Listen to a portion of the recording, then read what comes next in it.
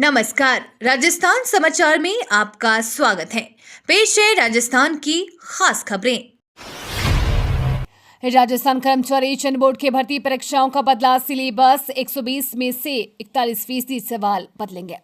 राजस्थान कर्मचारी चयन बोर्ड ने आगामी भर्ती परीक्षाओं के लिए सिलेबस में बदलाव किया है। सिलेबस के बदलाव को बोर्ड ने मंजूर कर लिया है। इसकी जानकारी कर्मचारी चयन बोर्ड के अध्यक्ष मेजर जनरल आलोक राज ने दी है। बताया जा रहा है कि नौकरी की तलाश कर रहे राजस्थान के युवा लंबे समय से भर्ती परीक्षाओं में राजस्थान से जुड़े जनरल नॉलेज के सवालों का वेटेज बढ़ाने की मांग कर रहे हैं। अब बोर्ड ने भी उनकी मांग को मान लिया है। अब इसके तहत राजस्थान कर्मचारी चयन बोर्ड ने चतुर्थ श्रेणी के 52,000 पदों की भर्तियों में बदले हुए सिलेबस के आधार पर सवाल पूछे जाएंगे। फार्मा रजिस्ट्री में ऐतिहासिक उपलब्धि, राजस्थान ने रचा नया कीर्तिमान, देश भर में पहला स्थान हासिल। राजस्थान ने फार्मा रजिस्ट्री में देश भर में पहला स्थान हासिल कर एक ऐतिहासिक उपलब्धि दर्ज की है। मुख्यमंत्री भजना शर्मा के नेतृत्व में किसानों को योजना का पूरा लाभ दिलाने के लिए तेजी से कार्य किया जा रहा है। राजस्व एवं उपनिवेशन मंत्री हेमंत मीना ने समीक्षा बैठक में बताया कि अब तक 73 लाख से अधिक किसानों का रजिस्ट्रेशन किया जा चुका है और जल्द ही से 100% तक पहुंचाने का लक्ष्य है। रसूलपुर बना रामपुर। यूपी, उत्तराखंड और एमपी के बाद अब राजस्थान में भी गांव का नाम बदला। बीजेपी शासित राज्यों में शहरों और गांव का नाम बदले जाने को लेकर सियासत तेज हो गई है। यूपी, एमपी और उत्तराखंड के बाद अब राजस्थान भी इसी कतार में आ गया है। राजस्थान को कोटा के राजस्व गांव रसूलपुर का नाम बदलकर अब रामपुर कर दिया गया है। इसे लेकर केंद्र सरकार ने अधिसूचना भी जारी कर दी है। रामनवमी शोभा यात्रा के संचालन के लिए प्रशासन अलर्ट। आयुक्त ने अधिकारियों के साथ की बैठक।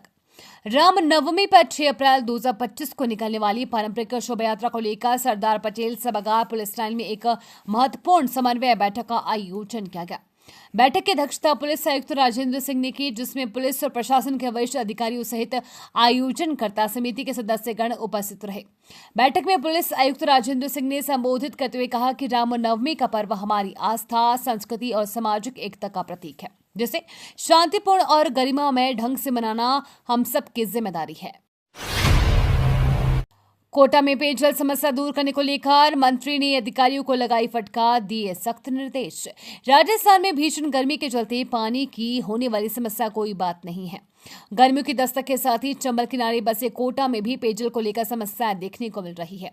भीषण गर्मी से पहले ही पेयजल की किल्लत को दूर करने के लिए जन स्वास्थ्य, अभियांत्रिकी और भूजल विभाग मंत्री कन्हैया लाल चौधरी ने कोटा में विभाग के अधिकारियों की समीक्षा बैठक को लेकर विशेष निर्देश दिए हैं।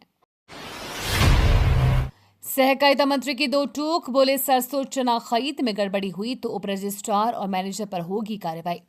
सच चना खरीद में गड़बड़ी की आशंका के बीच भजनलाल सरकार सख्त हो गई है।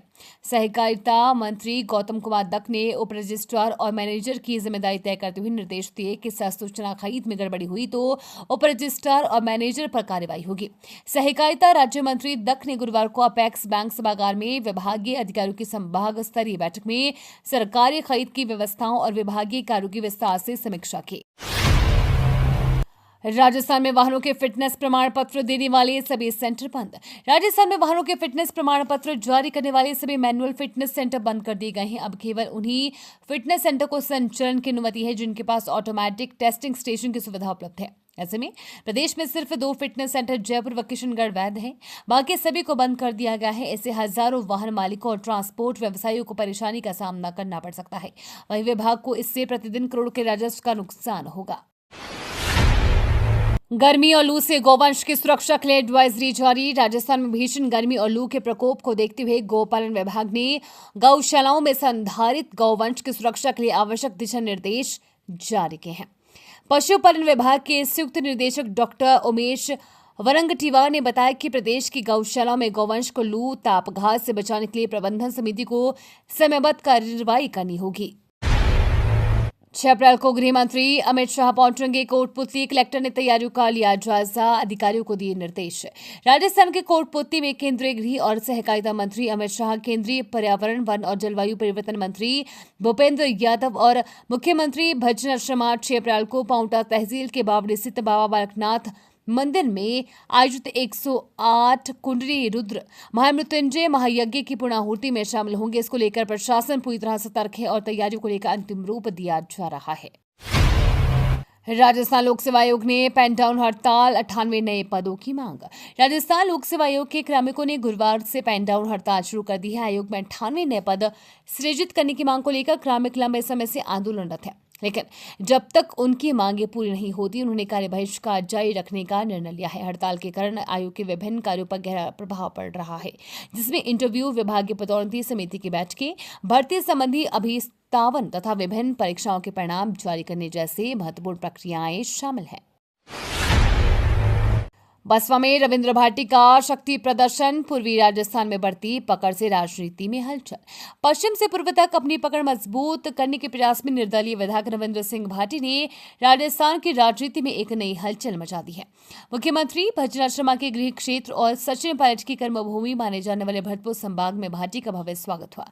जयपुर से जब भाटी का काफिला रवाना हुआ तो उसमें मात्र 10 गाड़ियां थी, लेकिन बसपा पहुंचते पहुंचते संख्या 100 से अधिक हो गई। रास्ते में 40 से ज्यादा जगहों पर भव्य स्वागत हुआ, जिसमें राजपूत, गुर्जर और मीणा समाज के युवा बढ़ चढ़कर शामिल हुए। भजनलाल सरकार पर टीकाराम जूली का बड़ा हमला, बोले राइजिंग राजस्थान को राइजिंग राजस्थान बना दिया। नेता प्रतिपक्ष टीकाराम जूली ने राइजिंग राजस्थान को लेकर एक बार फिर भजनलाल सरकार पर निशाना साधा है। जूली ने सोशल मीडिया प्लेटफॉर्म एक्स पर पोस्ट कर कहा कि जैसे ही उन्होंने इस योजना पर सवाल उठाए, भाजपा के मंत्री, विधायक और पूर्व मंत्री सरकार के बचाव में उतर आए। उन्होंने आरोप लगाया कि सबकी भाषा एक जैसी है, जिससे स्पष्ट होता है कि मुख्यमंत्री कार्यालय ने उन्हें जनता को गुमराह करने के निर्देश दिए हैं। बिजली बिल की चिंता खत्म, तेजी से लागू होगी मुफ्त बिजली योजना। राज्य सरकार ने प्रधानमंत्री सूर्य घर मुफ्त बिजली योजना के तहत मुख्यमंत्री निःशुल्क बिजली योजना को शीघ्र लागू करने के निर्देश दिए हैं। इस योजना के अंतर्गत पात्र परिवारों को 150 यूनिट प्रति माह निःशुल्क बिजली प्रदान की जाएगी। जिन अल्प आय वर्ग के घरों में सोलर प्लांट लगाने की जगह नहीं है, उनके लिए सामुदायिक सोलर प्लांट स्थापित किए जाएंगे। इससे न केवल गरीब और मध्यम वर्गीय परिवारों को राहत मिलेगी, बल्कि सौर ऊर्जा के उपयोग को भी बढ़ावा मिलेगा। मुख्यमंत्री ने अधिकारियों को निर्देश दिए कि योजना के क्रियान्वयन में कोई देरी न हो और लाभार्थियों को शीघ्र लाभ मिले। सरकार इस योजना के माध्यम से स्वच्छ ऊर्जा को प्रोत्साहित करने और बिजली पर निर्भरता को कम करने की दिशा में महत्वपूर्ण कदम उठा रही है। 33% महिला आरक्षण को लेकर महिला कांग्रेस ने दिया ज्ञापन। देश में महिलाओं को 33% आरक्षण लागू करने की मांग को लेकर कांग्रेस पार्टी की राष्ट्रीय अध्यक्षा श्रीमती अलका लांबा, प्रदेश अध्यक्षा श्रीमती सारिका सिंह और जिला कांग्रेस कमेटी के अध्यक्ष अक्षय त्रिपाठी के निर्देशन पर जिला महिला कांग्रेस अध्यक्षा श्रीमती रेखा हिरण के नेतृत्व में सैकड़ों महिलाओं ने राज्यपाल के नाम भीलवाड़ा जिला कलेक्टर को ज्ञापन सौंपा। जयपुर, जोधपुर, जैसलमेर, बाड़मेर को केंद्र से जल्द मिलेगा बड़ा तोहफा, सर पर दौड़ेंगी गाड़ियां। राज्यसभा सांसद राजेंद्र गहलोत ने केंद्रीय सड़क परिवहन मंत्री नितिन गडकरी से मुलाकात, पश्चिमी राजस्थान में राष्ट्रीय राजमार्गों की प्रगति व प्रस्तावित सड़क परियोजनाओं के बारे में चर्चा की। विस्तृत चर्चा के दौरान राजेंद्र गहलोत ने जोधपुर, पचपदरा व नेत्रा नागौर राष्ट्रीय राजमार्ग को 4 लेन में विकसित कराने एवं राष्ट्रीय राजमार्ग संख्या 70 व 11 के मौजूदा कनेक्शन को मजबूत व चौड़ा किए जाने सहित अन्य सड़कों के संबंध में भी वार्ता की।